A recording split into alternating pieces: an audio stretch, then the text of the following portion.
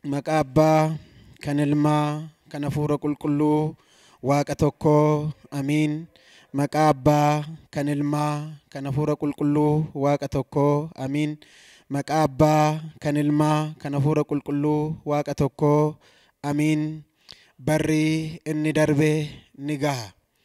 Maatiin Waaqayyoon kan jaalatan Waaqayyoos kan isin jaallatu haga du'aatti kan nu jaallate maqaa gooftaa keenya Yesuus Kiristoosiin nagaan isiniin jedhaa. Akkam bultanii akkam turtanii akkam yeroo kana geessanii amiin. Akkas jennee maqaa isaa akka waamnu akka sagalateeffannu kan nuuf eeyyame maqaan abbootota keenya maqaan gooftaa keenya Yesuus Kiristoos maqaan isaa kan ulfaatee fi kan kabajame haa ta'u. Akkasumas maqaa isaa waamnee kan shii kan hin daganne deessee kan nuuf laatte baattee kan nuuf godaante gooftaa keenya Yesuus Kiristoos waliin akka dubbannuuf riqicha jireenyaa sababa fayyinaa kennaa guyyaa jimaataa kan taate haati keenya qulqulleettii dubaroo Maariyaam maqaan ishii kan ulfaatee fi kan kabajame haa ta'u. Akkasumas qulqullootni wareegamtootni raajotni hundumti isaaniiyyuu Waaqayyo akka isaan kabajee fi akka ulfina isaaniif kenneetti ulfinnii fi galanni isaaniif haa ta'u. Egaa gooftaan keenya fayyisaan keenya Yesuus Kiristoos sekondiidhaan daqiiqaadhaan guyyaa guyyaadhaan torbeen ji'aan akkasumallee waggaadhaan jijjiiree bara qulqullicha Luqaas irraa gara qulqullicha Yohaannisitti baga isin ceesise baga nu ceesiseen isiniin jedhaa. Egaa miidiyaan kun kan isiniif darbaa jiru miidiyaa waldaa tokkummaa amantoota ortodoksii irraa isiniif darbaa jira. Gamanumaam sagantaa kana akka nu hordoftan isiniin jenna jechuudha. Egaa gara mata duree barumsa keenyaatti deemnaa. Mata dureen ittiin barannu akka eeyyama Waaqayyootti barri darbe inni darbe ni gaha isa jedhuun barannaa. Dursee gooftaan keenya Yesuus Kiristoos duuka buutota isaa bartoota isaa abbootota keenyaaf icciitii isaaniif ibse ana mucaasaa isa xiqqaa arraban ittiin dubbadhu laphee koo naaf qajeelchee afaan koo naaf sirreessee akkasumas immoo warra sagalee kana dhagahaa jiran biyya keessas biyya alaas ta'anii sagalee kana warra dhagaan hundumaafiyyuu Waaqayyo qalbii jijjiirrannaa nuuf kenne hunduma keenyaafiyyuu sagalee kana akka nu barsiisu akka gorsu akka nutti hori'u eeyyamni isarraa nuuf haa ta'u. Egaa akkuman dura isiniin jedhe barri inni darbe ni gaha jedhaa. Ergaa qulqullicha Phexros boqonnaa isa tokkoffaa boqonnaa 4 lakkoofsa 3 jecha kana ni arganna. Barri inni darbe ni gaha. Ergaa qulqullicha Phexros isa tokkoffaa boqonnaa 4 lakkoofsa 3 barri darbe ni gaha jedheetiin dubbateera. Egaa gadi fageenyaan gara barumsa keenya kanaatti osootiin hin galiitiin dura seenaa qulqullicha Phexros seenaa isaa haala kamiitiin inni kana barreessuu danda'e haala kamiitiin jecha kana dubbachuutiin kan danda'e kan jedhuuf seenaa isaa xiqqoo macaafa qulqulluu keessaa akkasumas immoo akka abbootonni barsiisanitti seenaa isaa duubaa xiqqoo isheen ilaalla jechuudha.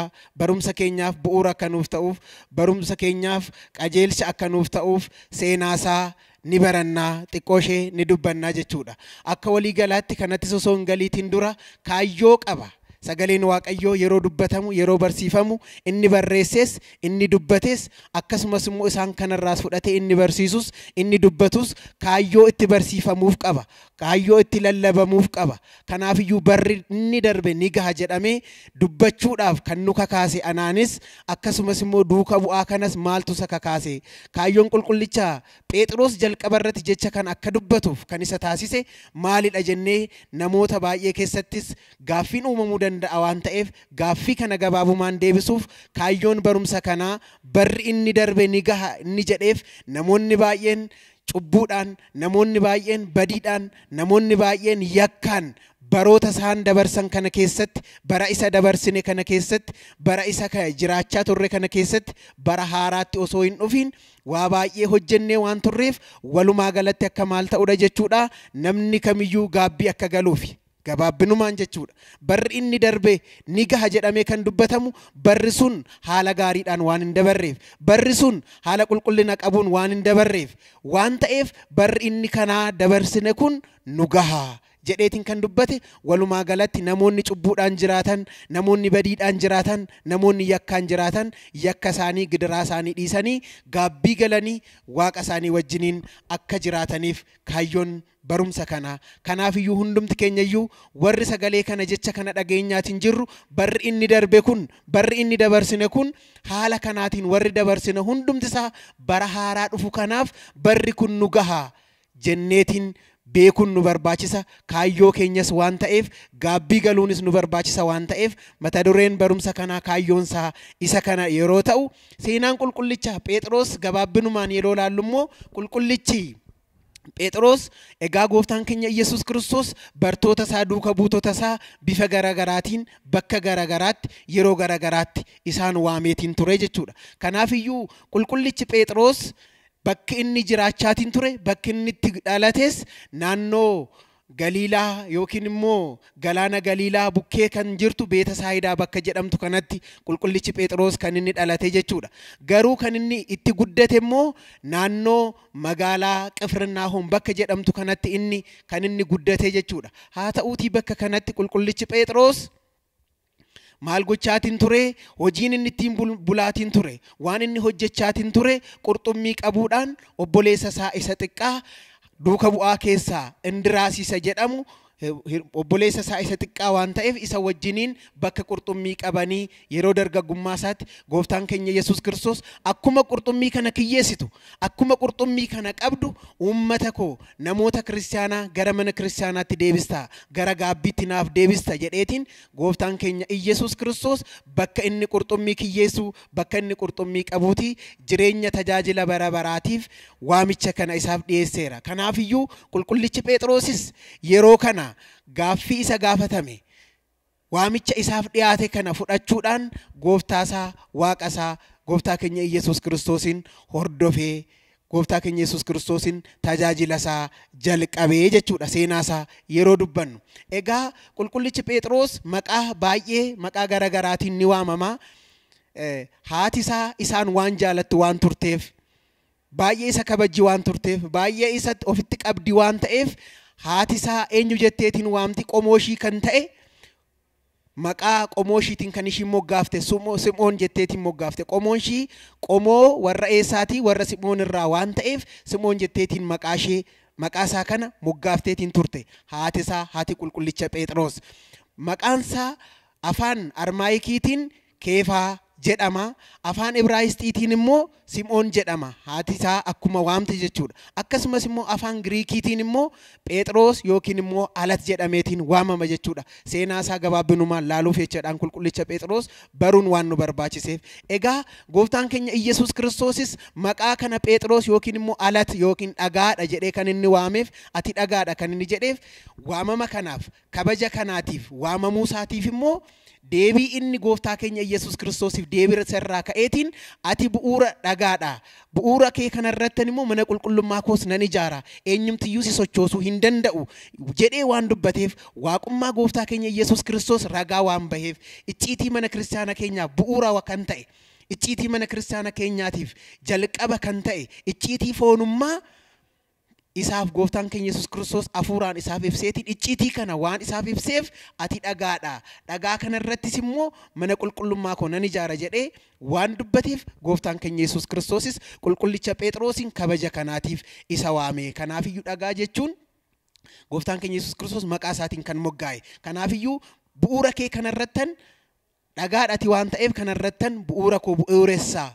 Mana kiristaanaa koos nan ijaara eenyumtuu si sochoosuu hin danda'u jedheetiin gooftaan keenya Yesuus Kiristoos Maatiyos boqonnaa 16 lakkoofsa 18 irraa akkaataa inni itti waamame kana ni hubannaa jechuudha. Maal jedheetiin ragaa bahee fi maqaa kanas kan kenneef kanarraa waan ta'eef gooftaan keenya Yesuus Kiristoos biyya lafaa irratti deddeebi'ee yeroo barsiisutti maal jedheetiin ture duuka buutota isaatiin warri na hordofan kun namoonni baay'een waa'ee koo eenyu naan jedhu eenyu jedhaniitiin na waamu jedhee gaaffii kana yeroo dhiyeesseefitti namoonni baay'een raajota keessaa tokko siin jedhu namoonni baay'een immoo eenyu siin jedhu raajota keessaa Ermiyaas siin jedhu Musee siin jedhu Eeliyaas siin jedhu jedhee yeroo kana yeroo deebisaniifitti qulqullichi Phexros osoo isan gaafatamiitiin dursammoo isinoo maallaan jettu warri kaan akkas jedhaniitiin naa deebisan isin bakka nani oole ooltanii bakka nani bule bultaniitiin warri sagalee koo kana dhageessan immoo isin maallaan jettaniin na waamtu jedhee yeroo gaaffii kana dhiyeesseefitti gooftaan keenya Yesuus Kiristoos qulqullichi Phexros maal jedheetiin dubbate atimmoo ilma Waaqayyoo jiraataa jedhamta. Ilma Waaqa jiraataa jedhamta. Kanaafiyyuu waaqummaa gooftaa keenya Yesuus Kiristoos ilma Waaqa jiraataa ta'uusaa hafuurri qulqulluu isaaf ibseetiin dubbate. Yeroo kanas gooftaan keenya Yesuus Kiristoos maal jedheen yaa qulqullicha Phexros Simoon Keefaa Phexros kanaafiyyuu isa kana kan siif ibse foon miti fooniif dhiiga miti kan siif ibse garuu hafuura qulqulluutu siif ibse jedheetiin yeroo kana gooftaan keenya Yesuus Kiristoos maqaa kanaan isa waame bu'uura kanaati dhagaadha bu'uurummaa kee kanaan immoo ani mana qulqullummaa koo sanirrattan ijaara jedhee kanaaf isa waameera. Kanaafiyyuu seenaan qulqullichaa Phexros gabaabbinumaan kana fakkaata jechuudha. Beekuun nu barbaachisa waan ta'eef hubachuun nu barbaachisa waan ta'eef eenyummaa isaa beekuunis nu barbaachisa waan ta'eef isa kana hubachuun nu barbaachisa jechuudha. Maatiin Waaqayyoo egaa gara ergaa isaa kanatti yeroo deebinu ergaan qulqullichi Phexros barreesse ergoota lamadha. Ergaa qulqullicha Phexros tokkoffaa fi ergaa qulqullicha Phexros isa lammaffaa jedheetiin bakka lamatti yookiin immoo ergaa lamadha kan inni qabu jechuudha. Kanaafiyyuu nuti amma barumsa keenya kana kan barannu kan irraa dubbachaatiin jirru ergaa qulqullichi Phexros isa barreesse isa tokkoffaa boqonnaa 4 lakkoofsa 3 irraa akkuma jenne kanadha waan ta'eef ergaan kun inni jalqabaa kun sababa itti barreeffameef qaba. Inni lammaffaa sababa inni itti ergeef qaba. Kana waan ta'eef sababa kamiifiin maaliifiin jecha kana barreessuutiin kan inni danda'e inni jedhuuf yeroo sanarratti qulqullichi Phexros gaddaa fi ari'atamuu keessa jira ture jedha seenaa isaa irratti yeroo dubbifnu qo'annaa kitaaba qulqulluus yeroo dubbifnu maal jedheetiin dubbata jechuudha. Qulqullichi Phexros barri inni darbe ni gaha jedhee kan inni barreessuudhaaf akkasumas katabuudhaaf ergaa kana erguudhaaf dirqama kan itti ta'e yeroo sana ari'atamuu keessa jira ture gadda keessa jira ture waan ta'eef kanaafiyyuu yeroo sanatti mataa isaatiif darbees immoo namoota ergaan kun barreeffameef naannoo sun jiraachaa warra jiraniif gooftaa keenya Yesuus Kiristoositti warra amananiif fakkeenyaaf warra Eeshiyaa keessa warra jiraniif Biitaaniyaa keessa warra jiraataniif Qaphoodoqiyaa keessa warra jiraataniif akkasumas immoo Phaanxoos bakka jedhamu keessa warra jiraataniif ergaa kana barreesseera. Akkasumas ergaa qulqullicha Phexros boqonnaa tokko lakkoofsa tokkorraa kaasnee yoo dubbisne isa kana namoota kamiif akka inni barreesse ni dubbataa jechuudha. Kanaafiyyuu yeroo sana ari'atamuu keessa gadda keessa waan tureef kanaafuu yeroo sana mataa isaatiif darbee namoota isaan kanaaf namoota amma siniif barreesse siniif tarreesse kanaaf isaan kanaaf dubbate irra darbee immoo har'a namoota sagalee kanaan jiraataniif nu fayyada waan ta'eef namoota gadda keessa jiraataniif namoota dhiphina keessa jiraataniif dhiphina kanaan jiraachuun itti fufuun hin danda'amu. Barri dhiphinaan dabarsine barri gaddaan dabarsine kun inni darbe kun nu gahaa jedheetiin qulqullichi Phexros dubbachuudhaaf sababa kan itti ta'e kana waan ta'eef hundumti keenya adda baasnee beekuun nu barbaachisa. Egaa maatiin Waaqayyoo gooftaan keenya Yesuus Kiristoos karaa tokkos karaan biraas ni dubbata gara fuulduraattis itti dhufna waan ta'eef namni garuu hin yaaddatu yaaddachuun nu barbaachisa. Barri kun akka barsiisa mana kiristaana keenyaatti baroota garagaraatu jira. Akka barsiisa mana kiristaana keenyaatti baroota sadantu qofatu jira. Baroonni sadan kun immoo bara laphee isa jenneetiin isa dubbannu akkasumas immoo bara ooriitii yookiin bara seeraa kakuu moofaa akkasumas immoo bara kakuu haaraa seera wangeelaa isa jennu kana bara sadantu jira. Kanaafiyyuu bara kana keessatti akkamitti dubbate qulqullichi Phexros kan ture kakuu haaraa keessadha kan inni waamames gooftaan keenya Yesuus Kiristoos erga foon uffatee biyya lafaarra deddeebi'ee booda kan inni isa waame. Isa darbees immoo akkamitti kana bara kana wajjin wal quunnamsiisa yeroo jennu raajonni waaqayyo gara fuulduraatti kan ta'us itti agarsiisee kan darbees immoo itti agarsiisee kan ta'aa ture. Lilaalu waan ta'eef ni hubatu waan ta'eef kan darbees ni beeku kan dhufus gara fuulduraatti ni beeku waan ta'eef bara kanaaf garagaraa kana baroota sadan kana keessatti waan garagaraa ta'eera waan ta'eef wanta waaqayyo irraa nama fageessu miti waaqayyo irraa nama tokko nama biraarraa kan fageessu wanti yaraa ta'e wanti mana kiristaanaa keessatti hin barbaachisne miti mana kiristaanaa keessatti ilaalcha namaatiif kan hin barbaachisne kan nama gaddisiisu hundumti isaayyuu waaqayyo irraa adda baanee hiriyoota keenya irraa adda baanee mana kiristaanaa irraa adda baanee jiraachaatii kan turre barri inni darbe kun nu gaha jedhee barreessuudhaafis akkasumas ergaa kana erguudhaafis dirqama kan itti ta'e wantoota kanaafi waan ta'eef har'as nutis barri nuti dabarsine kunis nu gaha jechuu qabna maatiin waaqayyo hundumti keenyayyuu. Maaliifin barri inni darbe nu gaha jennee kan dubbannuuf immoo gaarummaadhaan kan jirru ta'e gaarummaa keenyaan itti fufuudha. Cubbuudhaan hoo jiraanne qofadha. Barri kun nu gaha jenneetiin kan dubbannu maaliifin bara kana keessatti sagaagaluun dabarsuu dandeenya adda wal qooduudhaan dabarsuutiin dandeenya waan garagaraatiin dabarsuu dandeenya waan ta'eef gara fuulduraatti ni dubbanna kanarraa waan dabarsineef barri inni darbe kun nu gaha jedhee qulqullichi Phexros akka dubbatuuf akka barreessuuf akka lallabuuf dirqama kan isatti ta'e kanaafi jechuudha. Akka walii galaatti gooftaan keenya Yesuus Kiristoos immoo yeroo deemnu wangeela Luqaas boqonnaa 4 lakkoofsa 17 irratti immoo akkas jedha hafuurri waaqayyoo anarra jira. Barri kun bara haaraati itti deemaatiin jirra fuuldura keenya jirra kanaafiyyuu nuti dursineetiin jala bultiisaa kanarratti ergaa kana namoota hundumaafiyyuu baga geessaniidha dabarsaatiin kan jirru jechuudha. Kanaafiyyuu durseetiin gooftaan keenya Yesuus Kiristoos duuka buutota isaarra buleetiin jechoota garagaraa dubbateera. Yeroo gooftaan keenya Yesuus Kiristoos biyya lafaarra deddeebi'uu barsiisutti namoonni isaan bira jiran maal jedhanii kitaaba Isaayyaas akka inni dubbisuuf fuudhaniitiin itti kennanii. Eenyutti kennu gooftaa keenya Yesuus Kiristoositti kitaaba kana akka dubbisuuf itti kenne. Yeroo kana gooftaan keenya Yesuus Kiristoos yeroo dubbisu maal jedhee hafuurri waaqayyoo anarra jira.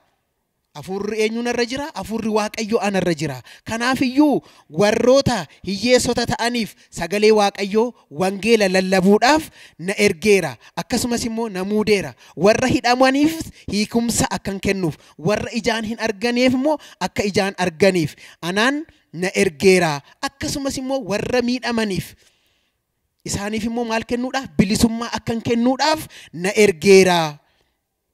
Akkasumas immoo maal jedhee bara kabajamtuu bara ulfaattuu bara gooftaa akkan lallabuuf na ergeera. Barri gooftaa isa kami? Barri inni darbe nu gaha jenneerra. Barri kun cubbuudhaan kan dabarsine adda ba'umsaan kan dabarsine sagaagaluudhaan kan dabarsine cubbuudhaan kan dabarsine kun barri kun nu gaha. Kanaafiyyuu gooftaan keenya Yesuus Kiristoos ka'ee kitaaba Isaayyaas keessaa akka inni dubbisuuf yerootti kennu hafuurri waaqayyoo anarra jira jedhe. Hafuurri eenyuun narra jira? Hafuurri waaqayyoo narra jira. Kanaafiyyuu warra ija dhabaniif ija akkan kennu, warra bilisummaa dhabaniif bilisummaa akkan kennu, warra miidhamaniif miidhammaa isaanii keessa akka isaan baasu waaqayyo anaan na muudeera. Hafuurri isaa narra jira jecha jedhu kana kutaa kitaaba keessaa isa gaheetiin jecha kana dubbisuu jalqabe. Kanaafiyyuu bara ishee kabajamtuu bara ishee jaalatamtuu bara gooftaa kanas immoo lallabuudhaaf waaqayyo na ergeera.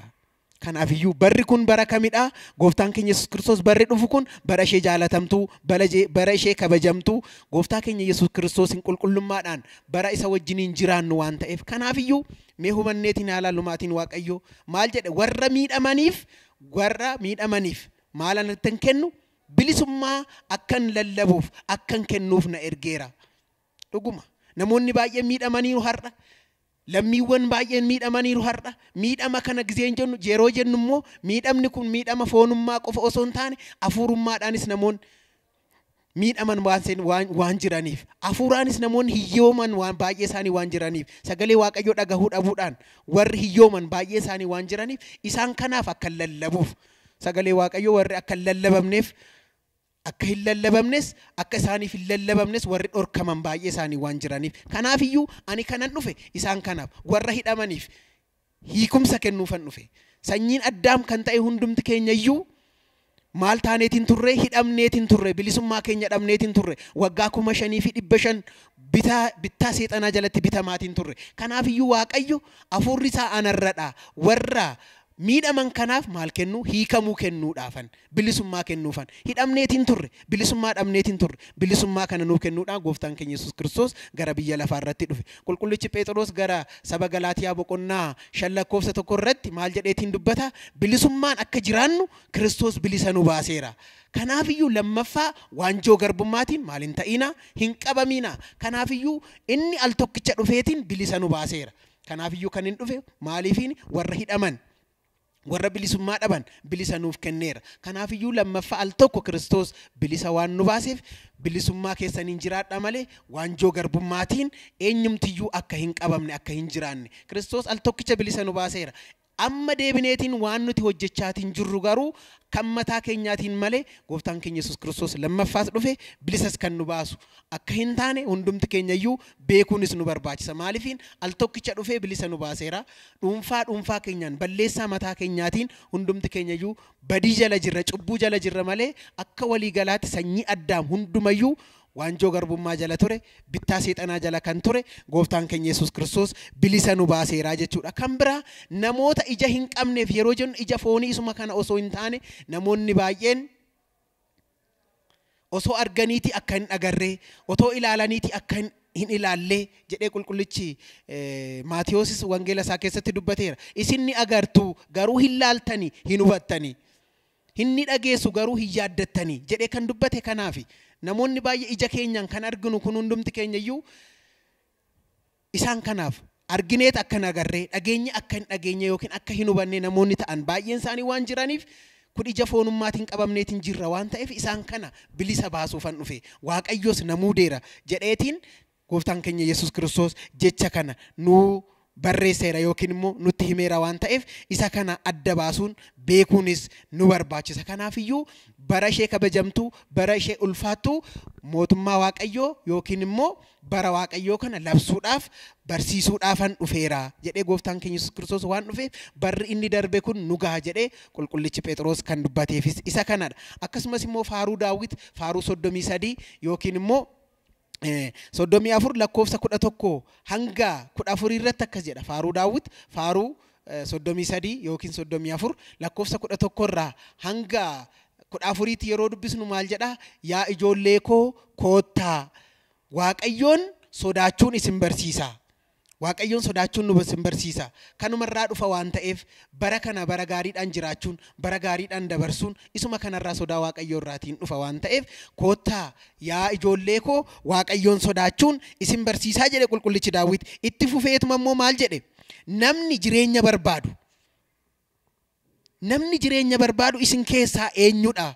Maaliifiin gooftaan keenya Yesuus Kiristoos nama dirqisiisu. Waaqa jaalalaati waan ta'eef, filannoon kan keenya waan ta'eef, bishaan kan barbaaduuf bishaan, abidda kan barbaaduuf immoo abidda kenna waan ta'eef, ani kunoo filannoo lama isiniif dhiyeesseera. Yoo barbaaddan bishaan keessa, yoo barbaaddan immoo abidda keessa kaawwachuun kan keessanidha jedhee waan jiruuf qulqullichi Daawit abbaan keenya immoo maal jedha? Koottaa yaa maatii Waaqayyoo, yaa ijoollee Waaqayyoo, Waaqayyoon sodaachuun isin barsiisa jedhee erga dubbateetiin booda isin keessaa jireenya kan barbaadu, namni jireenya barbaadu, namni fayyina barbaadu eenyudha jedhe. Eenyudha nu keessaa jireenya kan barbaadu? Kanaafiyyuu ittuma fufeetiin maal jedha? Namni jireenya barbaadu, fayyina barbaadu eenyudha? Bara gaarii kana jedha. Bara gaarii kana arguu kan barbaadu eenyudha? Barri gaariin kun kamidhanni? Bara kana waanuma baraati kan dubbachaa jiru. Barri inni darbe jenneerra, nu gahaa jenneerra waan ta'eef qulqullichi Daawitis maal jedha? Namoonni Waaqayyoo wajjiniin jiraachuu barbaadan eenyudha? Jireenya kan barbaadu fedhu eenyudha? Kanaafiyyuu Waaqayyoon wajjiniin jiraachuu kan barbaadu, jireenya jiraachuu kan barbaadu eenyudha? Akkasumas immoo bara gaarii kana, bara qulqulleettii kana arguu kan barbaadus eenyudha? Kanaafiyyuu kana kan barbaadu yoo jiraate arrabasaa maalirraa? Yakkarraa haa dhoowwu. Wadhalala. Bara gaarii kanaan jiraachuu yoo barbaade, bara Waaqayyoo ishee qulqulleettii, bara Waaqayyoo ishee kabajamtuu kana wajjiniin jiraachuu kan barbaadu, jireenya bara baraa kana kan barbaadu arrabasaa maalirraa haa dhorku? arrabasa maalirraa haa dhorku waan yaraarraa waan gidiraarraa haa dhorku jedha ittuma fufeetuma akkasumas arrabasaas hamiirraallee haa dhorku kanaafiyyuu wanta yaraarraas fagaadhu waan gaariis immoo hojjedhu kanaafiyyuu isa kana yoo hojjette bara gaarii bara ishee kabajamtu bara ishee jaalatamtu waaqayyoo kana jiraachuun ni danda'ama jedhee qulqullichi Daawitillee akkanatti dubbateera kanaafiyyuu waa'ee baroota kana kan dubbachaatiin jiru kanaafiyyuu barri qulqulleettiin jirti barri kabajamtuun jirti barri ulfina qabdu jirti waan ta'eef barri fuuldura keenya jiru kun bara ulfina qabdu bara jaalala qabdu bara kabajama qabdu bara qulqulleetti akka nuu taatuuf dursineetiin maal gochuu qabna jireenya kana kan barbaadu arrabasaa wanta yaraarraa nama hamachuurraa deebi'uu qaba jedheetiin qulqullichi Daawit faaruudhuma isaa kanarratti akkuma isiniin jedhe kana durseetiin nutti himeera jechuudha akkasumas qulqullichi Daawit faaruusaa faaruu 64 yookiin 65 lakkoofsa 11 irratti immoo maal jedha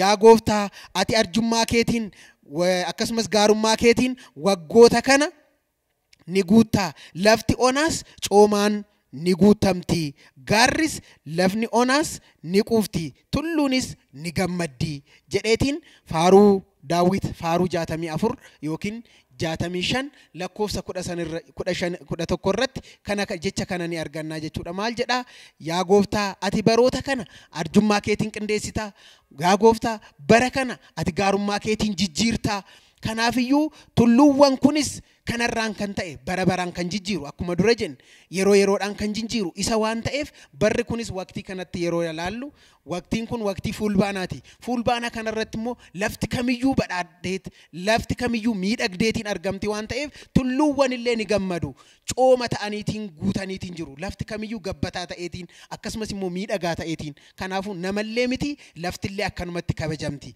akkumatti ulfinaaf kabaja qabdi waan ta'eef gaarummaa keetiin ati maal goota baroota ni jijjiirtaa arjummaa keetiin bara ni qindeessita kanaafuu barri kun kan qindeessu kan jijjiiru yeroo yeroodhaan akkaataa jireenya isaaniitti halkaniin guyyaan guyyaadhaan hundumtuu seeraaf sirna isaa eegee akka jiraachitu kan taasise waaqayyoodha kanaafiyyuu baroota kana bara kana keessatti nutis gammachuudhaan akka jiraannuuf gooftaan keenya Iyesuus Kiristoos nutti himaa nu barsiisaa jechuudha kanaafiyyuu baroota kana bara isa kamidha jennee adda baasuunis nu barbaachisa kanaafiyyuu gooftaan keenya Iyesuus Kiristoos haga dhumaatti hunduma keenyayyuu bara isa dabarsine kana hunduma isaarraa nuuf jijjiiree balleessaadhaan gidiraadhaan yakkaan kan balleessine hunduma isaayyuu irra nuuf darbeetiin bara kana gaarummaaf arjummaadhaan akka jiraannu eeyyamni isarraa nuuf haa ta'u akkuma gara seenaa kitaabichaatti yeroo dhufnu ka'umsa isa godhanne isatti deebineetiin sagantaa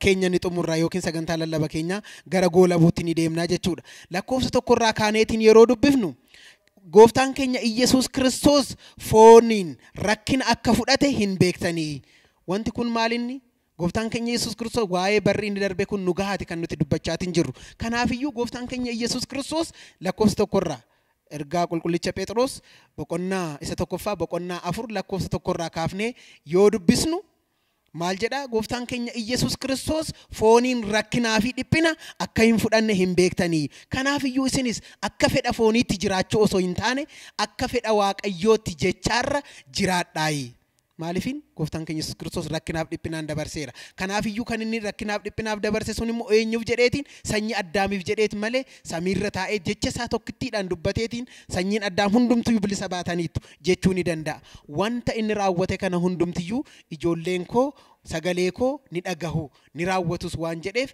innis rakkina kana waan dabarseef rakkina kana hunduma isaa nutis dhagarree dhaaltota mootummaa isaa fi dhaaltota mootummaa isaa fi galateeffattoota maqaa isaa akka taanuuf fakkeenya nuuf ta'ee nu barsiiseera waan ta'eef kanaafiyyuu isin keessaa gooftaan keenya Yesuus Kiristoos foon uffatee akkuma ture foon uffachuu isaatiin immoo rakkina kana dhiphina kana fudhateera kanaafiyyuu isin akka fedha foonii keessanitti jiraachuuf osoo hin taane akka fedha waaqayyooti jechaarra akka jiraattan isinittan himaa jedha kanaafiyyuu gaduma siqeetiin immoo maal jedha gara mata duree barumsa keenyaatti yeroo dhufnu egaa isin eeyyama warra hin amannee eeyyama warra ormootaa kan itti raawwachaatiin turtan barri inni darbe kun ni gaha barri inni kam barri inni darbe kun maal waan itti raawwataniif eeyyama warra ormootaa eeyyama warra hin amannee waan hojjechaa turtaniif barri inni darbe kun ni gaha. Kanaafiyyuu bara kana immoo maaliin dabarsitan? Hawwiidhaan akkasumas immoo sirbaan dabalees kana qofas miti. Humna caalas immoo machiidhaan dabarsitaniittu. Humnaa ol dhuguudhaan machaa'uudhaan bara kanaan dabarsitaniittu. Akkasumas immoo jibba kan qabu qulqullummaa kan hin qabne isa kanaanis immoo kan qabu maaliin waaqeffannaa alagaa waaqessuudhaan barri inni dabarsitan kun ni gaha jedha qulqullichi Phexros gara mata duree barumsa keenya saabuutti walitti qabuutti yeroo dhufnu bara kamiin kan dabarsitan fedha foonii keessanii raawwachuudhaan maal gochuudhaan hawwiidhaan barri itti dabarsitan dhuguma maatiin Waaqayyoo hundumti keenya hawwii fooniitiin Waaqayyoo irraa adda baaneerra. Kanaafiyyuu hawwiin bakka lamatti qoodamuu dandeenya. Hawwii foonii fi hawwii hafuuraa jedhameetiin qoodamuutiin danda'a. Kanaafiyyuu isan nuti dubbachaa jirru hawwii foonii kana. Hawwii fooniitiin kan dabarsaatiin turre ilaalcha fooniitiin kan raawwachaa turre kun inni kun nu gaha. Barri inni darbe kun nu gaha kan jennuun hawwii fooniitiin dabarsineerra. Maaliifin abalu qabeenyi isaa akkaseenis akkasan ta'uu qaba. Inaaffaan immoo inaaffaa qulqullummaa qabuuf ilaaffaa gaarummaa fi ilaaffaa yarummaa qabus jira waan ta'eef wanta gaariidhaaf inaafaa akkuma jedhu. Kanaafiyyuu warra shakkitoota ilaalla yoo ta'e isaan faaruu isaaniitiin alatti wanta biraa akka hin sirbine yookiin akka waan biraa hin raawwanne ni beekna. Garuu amantaa ortodoksiitti yeroo dhufnu namoonni baay'een hiriyoonni keenya warri walitti dhiyeenyan wal beeknus faaruutiin alatti namoonni baay'een sirba namoonni baay'isan faaruus wal keessa qabatanii akkasumas immoo sirbas hundumti keenya warri fayyadamnu baay'een jirra. Kanaafiyyuu sirbaanis warri dabarsitan sagaagaluudhaanis warri dabarsitan barri inni darbe kun ni gaha. Kanaafuu barri haaraan kun sirbuun akka nu barbaachisu qulqullichi Phexros jala mureetiin nutti himaa jechuudha. Akkasumas immoo machaa'uun humnaa ol dhuganii machaa'uunis jireenya kiristaanumarraas akka hin barbaachisne waan ta'eef bara isa kanaatiin barri dabarsitan kun barri kun ni gaha jedhee kan inni dubbate kanadha. Akkasumas immoo jibba kan qabu Waaqayyo waaqummaa isaa irratti inaafaadha waan ta'eef ani mana kiristaana koo irratti inaafa jedhee akkuma dubbate namoonni bifa isaatii fi fakkeenya isaatiin yeroo uume akka sagalateeffannuuf mootummaa isaa akka dhaalluuf namni kun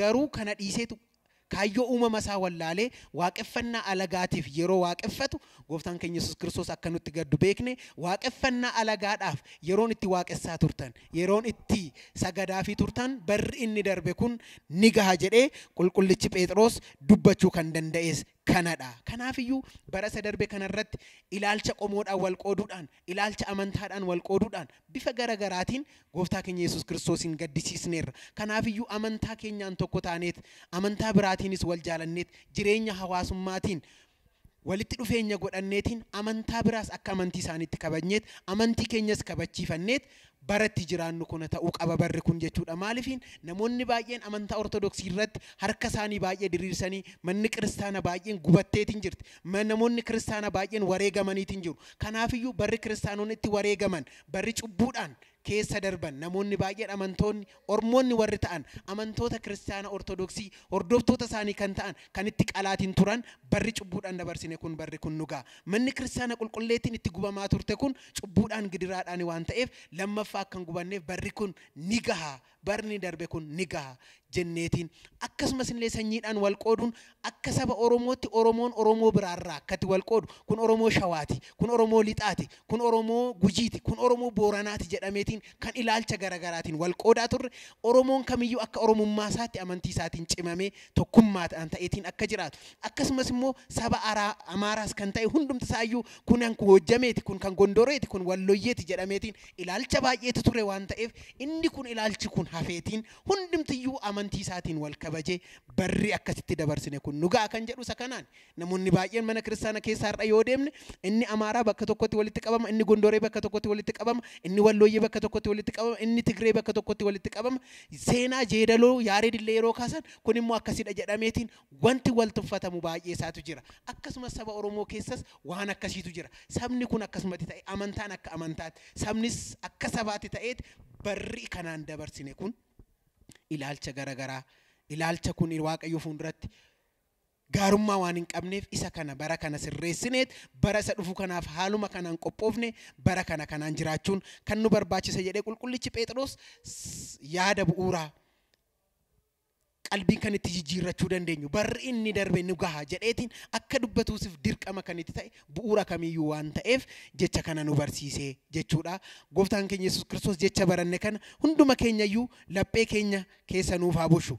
Kanaafiyyuu bara dhufu kana maal gochuu qabna? Baroonni kun baroota baay'eedhaan cubbuudhaan dabarsineerra, gidiraan dabarsineerra, waan baay'eedhaan dabarsineerra. Kanaafuu kanuma gochuu dubbachuu qofa osoo hin taane bara dhufu kana maal gochuu qabna? Gabaabbeenu maal ilaalla? Kanaafiyyuu bara dhufu kana maal gochuu qabna? Barri kun bara jaalalaa, bara qulqulleettii, bara kabajamtuu, bara Waaqayyo wajjin ittiin jiraannu, bara Waaqayyo wajjiniin waliin dudubbannu, bara hawwiin keenya hundumayyuu galma nuu ga'u akka nuu ga'us yoo barbaanne Waaqayyo wajjiniin maal gochuu akka qabnu duraa duubaan ilaallaa. Inni tokkoffaa fi inni jalqaba wal jaalachuu qabna maatiin Waaqayyo. Bara kana hundumti keessaniyyuu baroota kana bareechaa. Baroota kana bareechaa. Bara kana barri namatu bara bulcha malee barri akka naman bulche jechuudha. Kanaafiyyuu baroota kana bareechuun yookiin immoo hoogganuun of jalatti bulchuun nu barbaachisa waan ta'eef barri nu ol ta'uutiin hin qabu. Namoonni mataa isaaniitiin cubbuu garaagaraa hojjetaniiti. Dalagaa garaagaraa hojjetaniitiin bara kana godhee jenna namoonni baay'een. Bara miti kana kan hojjetu barri ofiisaa afaan baasee waan hojjetu hin qabu. Bara kana kan bareechu, bara kana kan qajeelchu ilmoo namaati malee barri garuu akka nama qajeelchuuf hin kennamus. Kanaafuu kana beekuun waan nu barbaachisuuf bara kana Waaqa keenya Gooftaa keenya Yesuus Kiristoos wajjin jiraachuudhaaf maal gochuu qabna? Wal jaalachuu qabna. Isa kanas immoo qulqullichi Phexros maal jedha? Ergaa isaa tokkoffaa boqonnaa 1:22 irratti dhugaaf ajajamaarra maaliif ajajamaarra? Dhugaaf ajajamaarra jibba kan hin qabne. Maali kan hin qabne? Jibba kan hin qabne. Jaalala obbolummaa laphee keessanirraa wal jaaladha. Inni guddaan kanadha kunumaatiin Waaqayyo. Kanaafiyyuu dhugaadhaaf ajajamaarra, dhugaadhaaf bitamaarra, dhugaas ragaa bahaarra jibba kan hin qabne. Jaalala eenyu? Jaalala obbolummaatiin wal jaaladha. Inni kun iyyuu jaalala obbolummaa namoonni sin jaaladha jedhan jiru. Jaalalli kun immoo laphee keessanirraa. Namoonni baay'ee siifan du'a jedhan gaafa duutitti dhufu immoo hundumti isaayyuu sin beeku wal ganuutu baay'ee isaatu waan jiru. Kanaaf iyyuu jaalalli kun immoo wal jaalannaan afaanumaan qofa osoo hin taane hojiidhaan mana kiristaana keenya kanas jaalanneet mana kiristaana keenya kanaafis du'uun kan barbaachisu kanaaf iyyuu hundumti keessanii dhugaaf ajajamaarra, dhugaa beekaarra. Dhugaas adda baasaarra jibba kan hin qabne jaalala obbolummaa kana dhuguma dhugaatti obboleessa koo nan jaaladha, dhuguma dhugaatti obboleettii koo nan jaaladha, dhuguma dhugaatti jaalala obbolummaa yeroo jennu waan hunduma jireenya hawaasummaa keessatti kan jiru mataa keenyarraa qabneetiin ni beekna waan ta'eef qulqullichi Phexros akkuma isiniin jedhe boqonnaa ergaa isaa tokkoffaa boqonnaa 1:22 irratti kana isiniin jedha dhugaaf ajajamaarra jibba kan hin qabne jaalala obbolummaa laphee keessanirraa wal jaaladhaa jedha. Kanaafiyyuu bara isa kana kabajuudhaaf bara isa kana immoo gaabbiidhaan jiraachuudhaaf inni jalqabaa fi ta'uus kan qabu jaalala wal jaalachuutiin nu barbaachisa jechuudha maatiin Waaqayyo. Maaliifin Gooftaa keenya Yesuus Kiristoos teessoo isaarraa gara biyya lafaatti kan fide maalidhaani? Jaalaladha. Maaliifin teessoo isaarraa gara biyya lafaatti kan fide akkuma dura jedhe gadi fidu teessoo isaarra taa'ee jecha kana raawwachuu jecha kana xumuruu ni danda'a. Garuu fakkeenya nuuf ta'uudhaaf hunduma keenya nu barsiisuudhaaf gara biyya lafaarratti dhufe waan ta'eef isa kana beekuun nu barbaachisa. Kanaafiyyuu bara dhufu kanarratti hundumti keenyayyuu wal jaalachuun nu barbaachisa. Inni kun amantii, abdii fi jaalalli wal duukaa jiraatu. Kana hunduma keessaa garuu jaalalli ni caala jedheetiin akkuma dubbate jaalalli hundumaafiyyuu waan baay'ee hojjenne yoo saganne akkasumas immoo waan nurraa barbaachisu kurnoo keenya yoo kennine jaalala hin qabaanne yoo ta'e waan barbaanne mana kiristaanaatti maaf hin lallabne mana kiristaanaatti maaf hin sirna qulqulleessaa irratti hin argamne waan barbaanne maa hojii qulqullummaa maaf hin hojjenne jaalala Kiristoos jaalala obbolummaas hin qabnu yoo ta'e bu'aa hin qabu waan ta'eef bara haaraa kanarratti wal jaalachuun wal kabajuun barbaachisaadha. Inni kan biraa immoo maalinni icciitii walii waliif dhoksu. Icciitii walii waliif dhoksu. Icciitii kana immoo waliif dhoksuun nu barbaachisa maatiin Waaqayyoo. Maaliifini? Gooftaan keenya Yesuus Kiristoos cubbuu hunduma keenyaa nuuf dhokseera.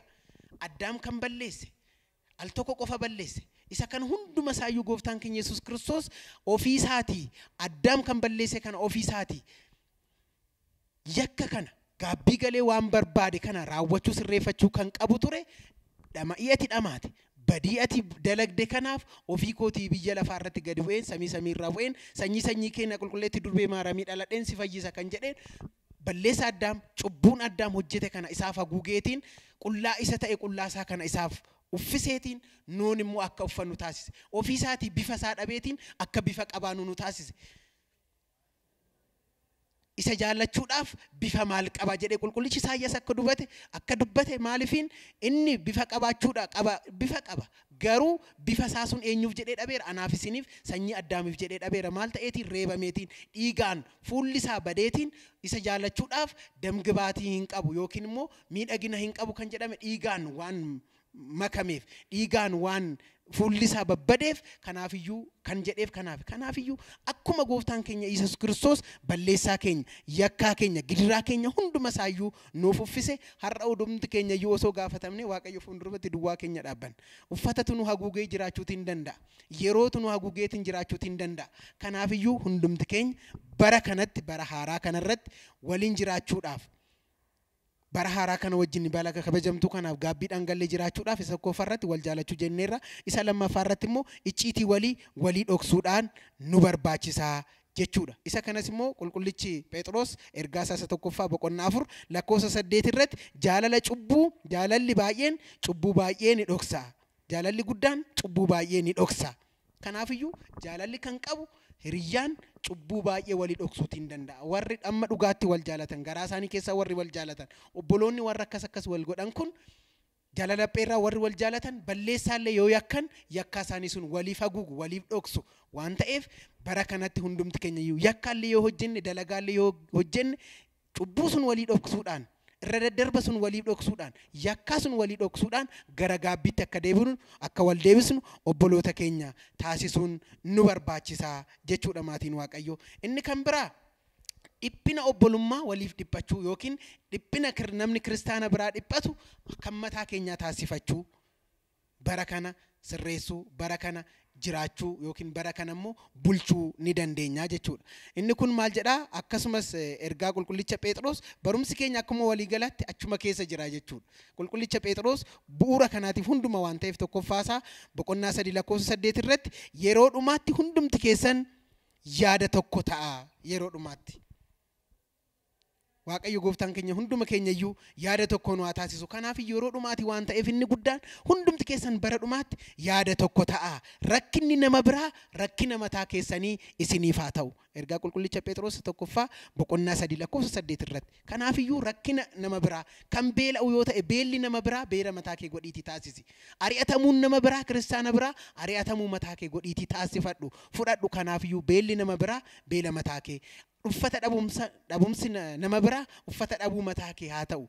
Gubamni mana kiristaana biraa amantii biraallee yoo ta'e gubama mana kiristaana ortodoksii akka ta'etti fudhadhu. Kanaafiyyuu rakkina mana amantaa biraarra jiru rakkina nama dhuunfaa biraarra jiru akka rakkina mataa kee godhadhuutii fudhadhu waan jedheef kanaaf hundumti keenya iyyuu bara kanarratti hundumti keenya rakkinni obboleessa keenya rakkinni obboleettii keenya rakkinni saba keenya rakkinni uummata keenya rakkinni biyya keenya akka rakkina mataa keenyaati jennee furmaata akka godhannuuf tokkummaaf jaalalaan akka jiraannuuf isa kana godhachuun nu barbaachisa. Kanaafuu bara kana hoogganuu kan nu dandeenyu Waaqayyo wajjin jiraachuu kan dandeenyu isa kanadha. Kanaafiyyuu barri kun bara ragagaaglaati jennee bara cubbuuti jennee darbuu osoo hin taane kanaafuu barri darbe kun kanaan darbe barri inni dhufu tokkoffaa jaalalaan jiraachuu barbaachisa jenneerra. Inni kan biraa immoo cubbuu walii dhoksuu jenneerra. Inni kan biraa immoo rakkina nama dhuunfaa biraa akka rakkina nama mataa ofiitti godhatanii dubbachuu yookiin immoo fudhachuu jenneerra. Inni kan biraa namoota kam wajjiniinuu maaliin jiraachuu nagaadhaan jiraachuu.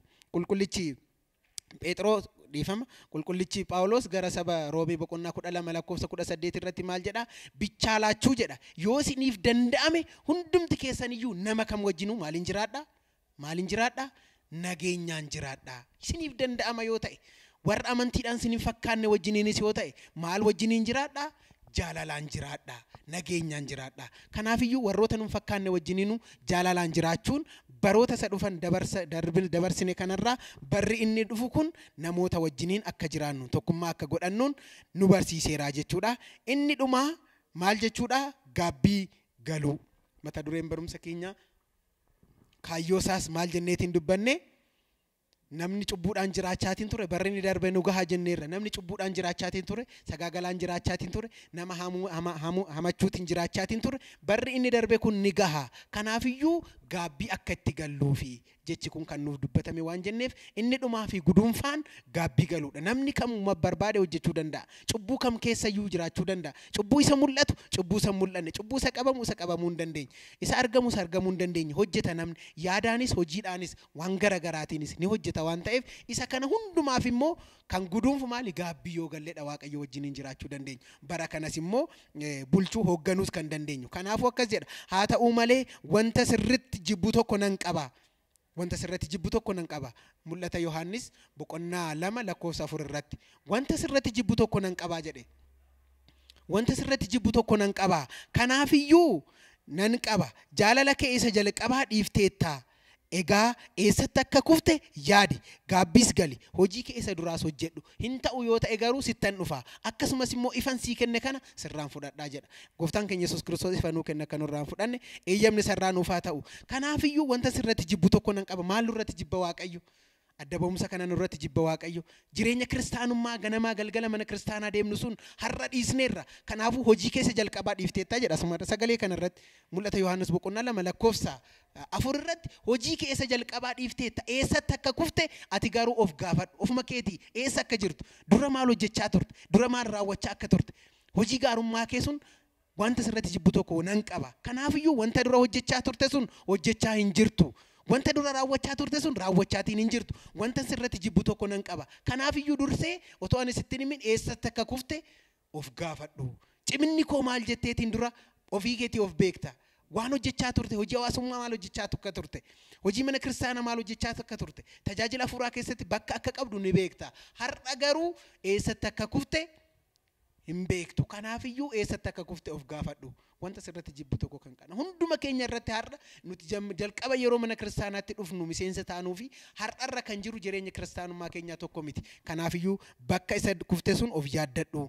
Gaabbiis gali. Gaabbii galuun nu barbaachisa. Hundumti keenyayyuu bara kana Waaqayyo wajjin jiraachuudhaaf waan raawwanne kana hunduma isaayyuu dhiisnee jaalalaan tokkummaadhaan Waaqayyo wajjin jiraachuun nu barbaachisa. Haga ammaatti gidduu keenyatti argame kan nu barsiise, kan nu gorse, kan nu toree Waaqni abbootii keenya maqaan isaa kan ulfaateef kan kabajame haa ta'u. Isa baranne kan ammoo dhageenye firee 30, 60, 100 isaa ol bu'aa buufne bara haaraa kanatti tokkummaaf jaalala qabaannee mana qulqullummaa keenya mana kiristaanaa keessa akka jiraannuuf eeyyamni sarraa nuuf haa ta'u. Haga ammaatti kan nu barsiise, kan nu toree, kan nu gorse Waaqni abbootii keenya maqaan isaa kan ulfaateef kan kabajame haa ta'u.